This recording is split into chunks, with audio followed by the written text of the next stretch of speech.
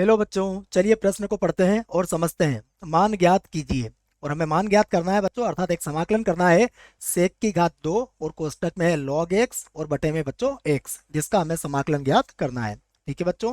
प्रश्न को हल करने से पहले बच्चों, प्रश्न के लिए हम मुख्य अवधारणा लिख लेते हैं बच्चों। ठीक है। तो प्रश्न की मुख्य अवधारणा में बच्चों हम प्रश्न से संबंधित कुछ सूत्रों को लिखेंगे। ठीक है बच्चों। तो मुख्य अवधारणा देखिए।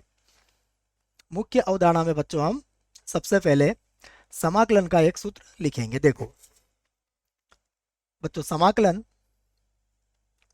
सेक स्क्वायर एक्स डी एक्स, बच्चों इसका जो समाकलन होता है वह होता है 10x प्लस सी। ठीक है। क्यों होता है बच्चों? क्योंकि 10x का जो अवकलन होता है वह सेक स्क्वायर एक्स होता है। ठीक है। दूसरा बच्चों, हमें यह भी पता होना चाहिए डी बटा डी एक्स लॉग एक्स। ठीक है बच्चों, लॉग एक्स जिसका आधार कितना है ई होगा बच्चों। तो इसका जो अवकलन होता है वह होता है 1/x। ठीक है बच्चों। तो ये दो सूत्र होंगे जिसकी सहायता से हम इस प्रश्न को हल करेंगे। चलिए बच्चों, प्रश्न को लिखते हैं। तो प्रश्न को बच्चों में आई के बराबर मान लेता हूं। तो माना मेरा जो प्रश्न है वह किसके बराबर है? आई के बराबर। तो आई बराबर हो जाएगा सेक स्क्वायर और कोष्टक में होगा लॉग एक्स जिसका आधार होगा बच्चों ई। ठीक है।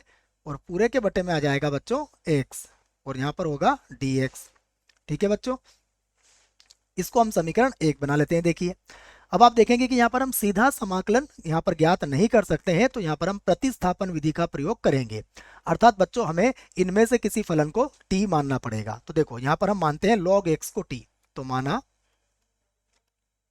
माना log x बराबर है बच्चों t। अब देखो बच्चों, log x का जब x के सापेक्ष अवकलन करेंगे तो यह हो जाएगा 1/x, और t का अवकलन होगा dt बटा dx। ठीक है बच्चों। तो देखो dx को आप बराबर के इधर ले आइए, तो यह बन जाएगा हमारे पास 1/x dx, और ये किसके बराबर होगा बच्चों? dt के बराबर होगा। ठीक है बच्चों।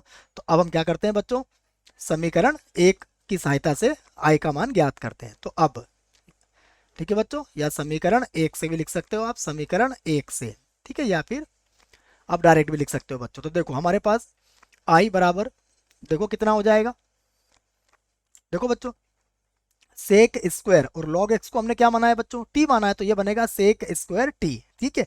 तो मैं इसे लिखूंगा सेक की घात 2, और ये बन जाएगा बच्चों टी। ठीक है। उसके बाद देखो बच्चों, dx बटा x ये किसके बराबर होगा? dt के बराबर होगा। अब देखो मुख्य अवधारणा में बच्चों मैंने एक समाकलन आपको लिखवा दिया कि सेक स्क्वायर एक्स dx का जो समाकलन होता है वह होता है 10x प्लस सी। ठीक है बच्चों। तो ये सूत्र आपको याद रखना पड़ेगा।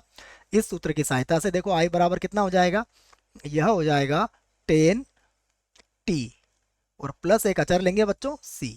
अब यहाँ पर मान रख देते हैं। देखो तो आई बराबर, ये तो होगा 10, और t का मान क्या था बच्चों? t का मान हमने माना था log, देखो log x था बच्चों, और जिसका आधार कितना था? e था, और प्लस c। तो यही हमारे प्रश्न का उत्तर होगा। आशा करता हूं बच्चों आपको इस प्रश्न का उत्तर समझ में आया होगा। धन्यवाद।